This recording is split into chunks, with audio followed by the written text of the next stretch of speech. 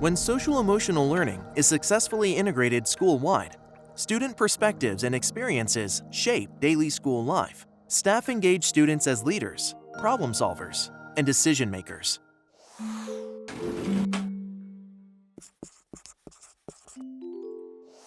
When we think about youth voice, there are two things we think about. First is the youth themselves. Do they have the competence, the skills, the confidence to use their voice?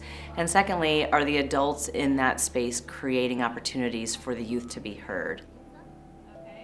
What it looks like in a classroom can be anything from the youth leading the instructional time. Even kids as young as kindergarten can lead that circle time and facilitate discussion among their peers. It can also look like students serving on committees to help problem solve in the school. So it's important that they are real decision-making collaborators, not simply just planning prom or a safety patrol. Principal Mark Ingoglia of Facing History New Tech High School in Cleveland tackles youth voice and engagement by first creating a safe environment.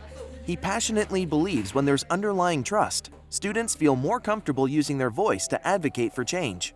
In our 10th grade year, we had this class where it was like a conjoined class, and the students didn't like what was going on with the conjoined class, so we actually we had a protest. Like the 10th graders, we all walked out of class, and then they fixed it. Like 11th grade year, we had separate classes for class we protested for. So yeah, they listened to what we said and it mattered for them. If they feel safe to say it, they will say it. If they don't trust us, they're not going to say it.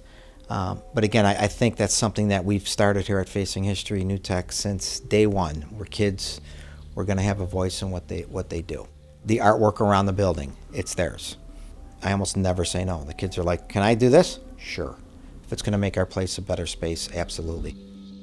To help create a climate of trust, Mr. E, as he's called, has implemented peer mentoring programs, which empower students to take charge of their learning and growth. With my peers, I have this group called Link Crew, which I'm in. It's where select juniors and seniors are in a class and we mentor the freshmen. They come to us about work, life, how the teachers are treating them, and we just help them through it. Because of the strong relationships Mr. E has forged, the students felt comfortable using their voice to bring change to their school. When they started here, the food in the cafeteria, because we share with an elementary school, they were not getting the normal high school portions. So I reached out to the people I needed to reach out to, and I kind of got a company line. And the kids said nothing changed, and I said, well, I think it's time for you guys to reach out. The students took their concerns all the way to the district superintendent. They reached out to Eric Gordon. He spent a day at lunch with them, and within a few weeks they had different things. So they were empowered to see that piece. Just as the students have a voice in school culture, they are also part of the classroom decision-making process about learning activities. We are student-led. That lesson was not created by me. The scholars told me what to do, and they told me when to stop reading and when to turn to the next page, and they presented it. We want to continue with the important content of the academics. Obviously, that is key to what a school system needs to do, but it's the approach. Are we making our young people feel welcome in the classroom? Do they feel part of a group? Are they able to work on problem-based learning? Is there collaboration and small group discussion? Student voice is extremely important in this process. So we want the very important content, but at the same time, the how we get it across is extremely important. Are we including all of our young people in our decision making? Elmira Principal Jim Green is data-driven. He sends out surveys to all the students so he and his staff know exactly where some adjustments might need to be made.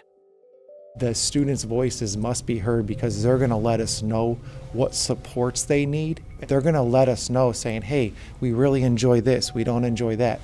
We have a survey, it's called the Conditions for Learning Survey. It lets us know where the children are, how they're feeling. Do they feel safe? Do they feel challenged at school? How are their relationships at school with adults, with their peers? And from the surveys, we're able to see where we're going. Like, are we moving in the right direction or a negative direction? High school students are supported at the district level by a program that brings together students from different schools. We have our student advisory committee, and we bring anywhere from 430 to 450 high school students together 4 times a year for this activity. They talk about particular building problems.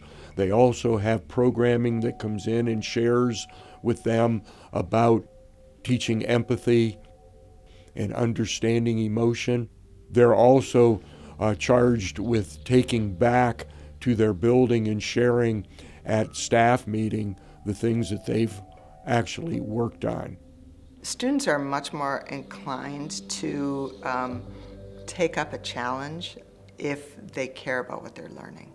And so having a project that they themselves are really invested in gives the fuel and the motivation for them to want to figure out how to make this work. And if they try one way and they have, one result, they're much more likely to take up a challenge to try a different way if they actually care about the outcome that they're working towards.